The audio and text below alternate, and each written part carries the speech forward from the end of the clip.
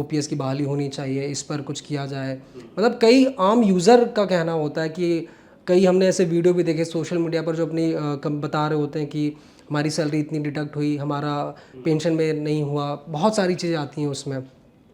तो इसको लेकर मुझे लगता है कि जो कर्मचारी वर्ग है उसमें बहुत आक्रोश है।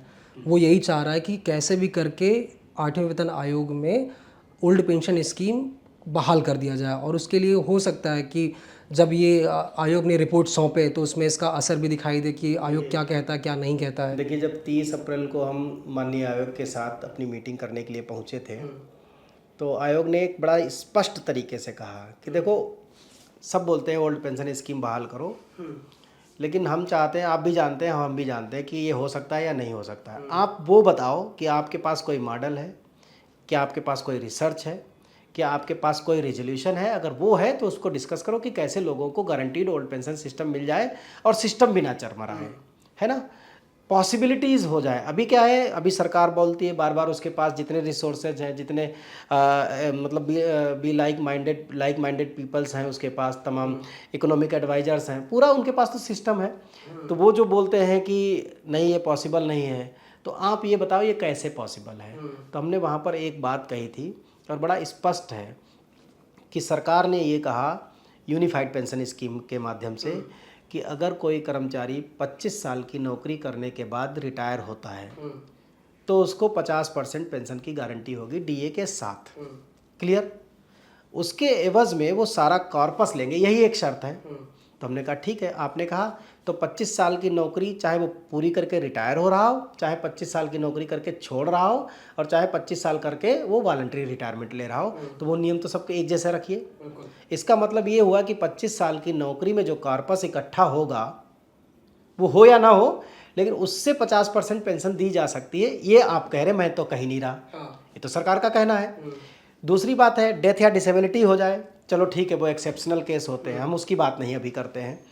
तो 25 साल की नौकरी अगर सफिशिएंट है पेंशन देने के लिए, और आप उसमें से कुछ कॉर्पस भी वापस कर रहे हो, वो जो कॉर्पस आप वापस कर रहे हो वो 25 साल की नौकरी वाले के लिए उसके अपने अंशदान का कम से कम 20% है।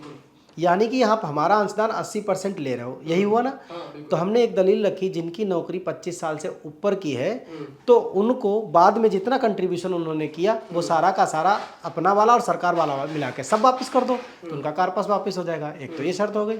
अगर सपोज दैट किसी ने 35 साल नौकरी की तो 25 साल का कंट्रीब्यूशन मेरा ले लिया आपने, 25 साल का कंट्रीब्यूशन सरकार का ले लिया। जो 10 साल का कंट्रीब्यूशन है वो सारा हमें वापस कर दो। नहीं वापस कर रहे हो तो फिर 50% की जगह पेंशन को बढ़ाओ, 70% करो, 75% करो। तो यहाँ भी आप तैयार नहीं हो।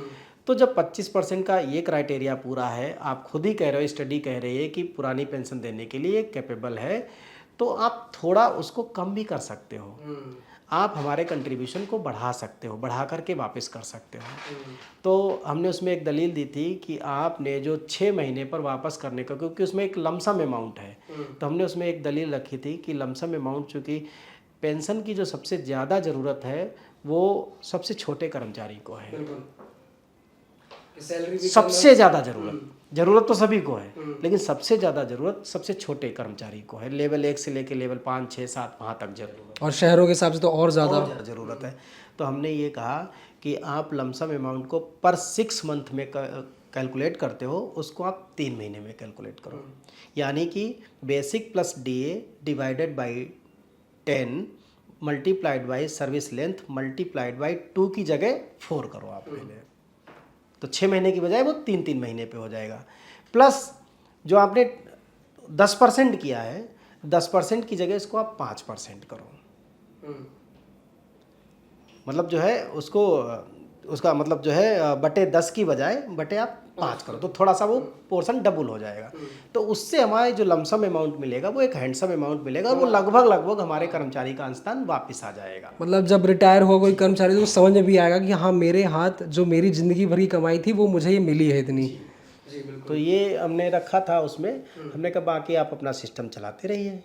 दूसरी बात है, जिसकी भी नौकरी 30 साल से 25 साल से ऊपर है, जब आप उसको एक ऑप्शन 25 साल के बाद आप हर कर्मचारी को ये ऑप्शन दे दो कि वो चाहे तो इतना कार्पस सरकार को हैंडओवर कर दे, सरकार वाला हिस्सा, और उस पर जितना ब्याज है उसके बदले में आप ओपीएस दे दो। वो 5 साल जिंदा रहे, 6 साल रहे, 5 दिन बाद मर जाए तो उसकी किस्मत है, लेकिन आप तो ओपीएस दे सकते हो तो आप दे दो।